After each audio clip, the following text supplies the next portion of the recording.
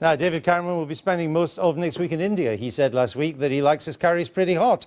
The main reason for his trip is to try and boost British business. The government now defines relations with India in terms of trade rather than aid. It announced last year that aid programs to India would be phased out by 2015. Some critics have argued that was premature. Others question why the government is increasing an aid budget at all, overall at a time of cuts in basic services at home. Susanna Mendonça has been weighing up the arguments.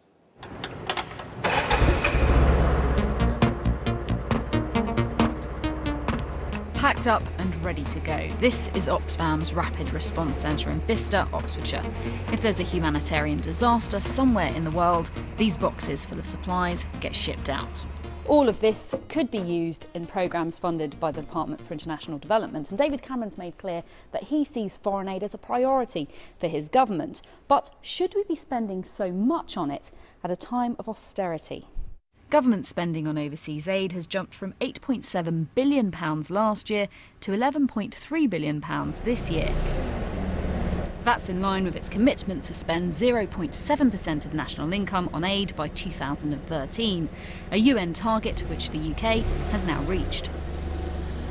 But with countries like India, which has its own space programme on the receiving end of British aid, the Prime Minister has faced calls from his own backbenchers to change course.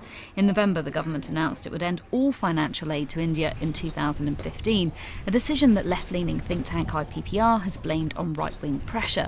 But one former Tory Chancellor says Britain needs to cut back.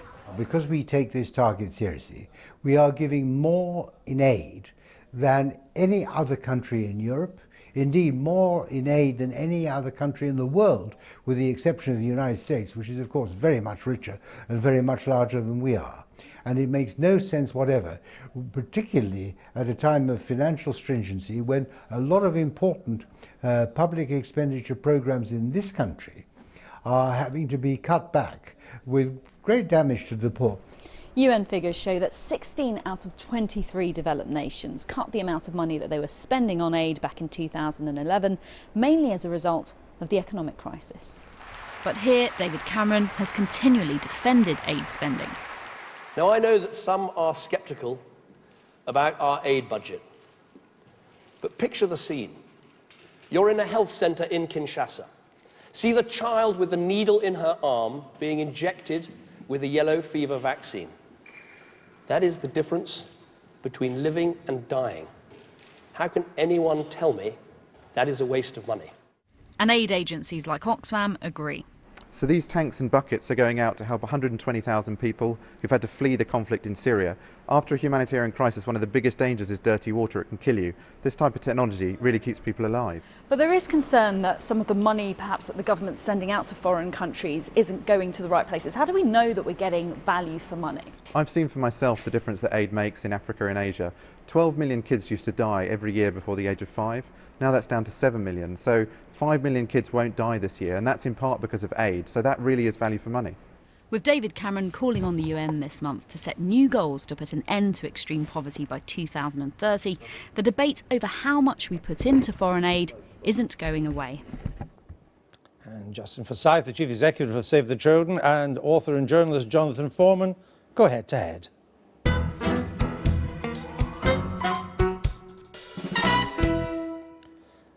Jonathan Foreman, we heard aid workers saying in the film there that our aid is saving the lives of millions of young African children. What's wrong with that? Well, what's wrong with that, Andrew, is that it's not entirely true we have saved certain numbers of children, but the aid industry and DFID tend to trot out these very large numbers that are unprovable, like so much in aid. And that often aren't true. I mean, for instance, vaccination, which is what the Prime Minister always refers to, less than 1% of our aid budget goes to vaccination. You could cut 95% of it and you'd still be saving those children. What do you say to that?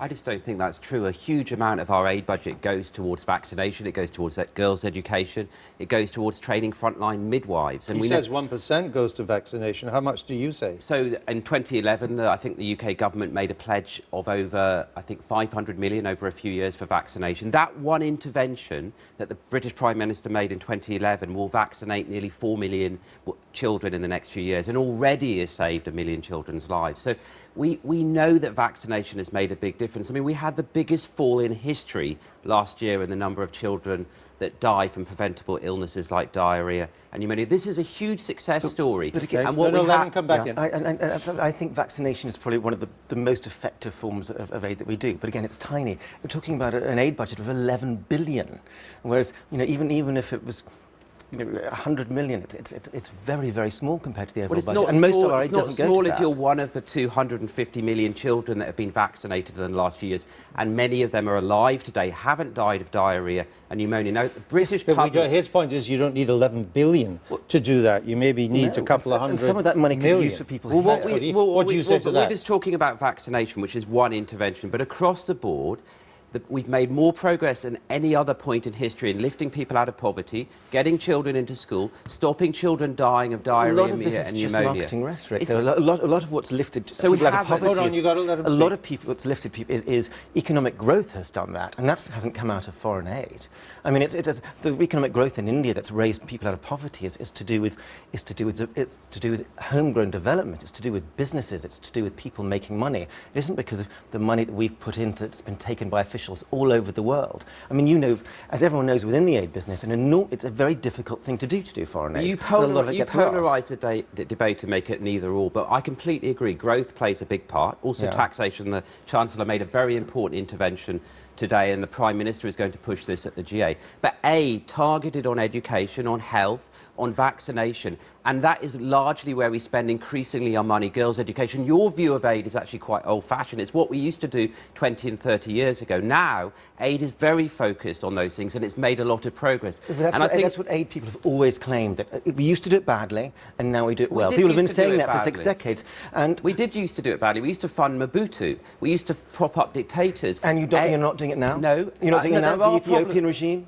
Even in India, let's take India, the example the Prime Minister you mentioned Ethiopia, let's take Ethiopia. It's meant to be a debate. But I'm happy to talk about Ethiopia too, but take India, for example, where it's not just a matter of the fact that the Indian government isn't particularly keen on it, but we put a fortune into education in India, much of which got stolen by local officials, as Indian government officials have admitted. So, I mean, it's... Okay, let him speak now. We should have zero tolerance for corruption. But we've also, in India, British aid has made a big difference. I mean, it hasn't. It has. So let me give you one example. So there's a man in the middle of India called Dr. Bang, and many years ago, with the support of British aid, he helped 39 villages reduce child mortality dramatically by just training one woman in each village to do 5 things. Now, many years later, as a result of that tiny intervention, it's being rolled out, that frontline health worker, those volunteer health workers, to 500 million Indians. That will save a lot of lives. So a small intervention, you can have a big impact. The point is not that no aid works. The point is that a lot of aid is wasteful, a lot of aid makes things worse, and there's a lack of transparency and accountability in the aid business, which makes aid waste inevitable. How much of our aid budget is squandered? It's difficult to know, but we have very rigorous auditing. Where we do agree is we should be transparent and we should tackle corruption. But if we don't know, we're clearly not transparent. Well, there are audits. I mean, the British government and Justine Greening recently suspended aid to Uganda because of corruption. We stopped aid to Rwanda, where there is difficult places, but we also deliver aid in tough places, which are important for British interests, not just moral good, like Somalia, Afghanistan, Pakistan. And I think it's actually a very good and cheap and cost-effective Bill Gates option. says that cutting aid, quote, will do irreparable damage to global stability, to the growth of the global economy, and to the livelihood of millions of poor people. What do you say to Mr. Gates? I'd say it's far more likely to do great harm to the livelihood of people in the aid industry. The 500,000 people around the world who are in this aid business, who carry on that business regardless of how well it does, and who are routinely dishonest about how much aid fails, how much goes into the pockets of the wrong people. And if you go to other countries, and I've lived in India for a long time, you find that people actually resent aid programs when those aid programs go into the pockets of local officials and corrupt business people. Has any economy in the world or any country been transformed by aid?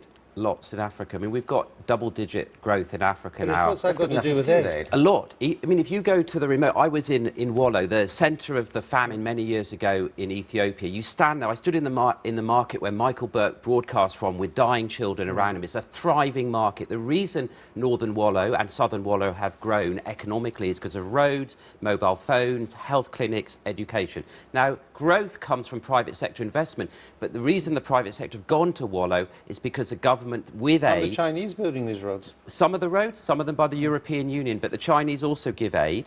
And I'm not saying aid by itself without growth. The tragedy of Jonathan's position is just when we're making dramatic progress to reduce child deaths, maternal mortality, he's building scepticism All right. of aid. The problem is that aid marketing tends to treat the public as idiotic, that we can't, you know, they're afraid that we won't give you the money if you actually admit how difficult things are, how much gets wasted. I mean, you look at, there's actually an inverse correlation between the most aided countries in economic growth. Somalia, Haiti, Nepal, absolute basket cases, the most aided countries in the world.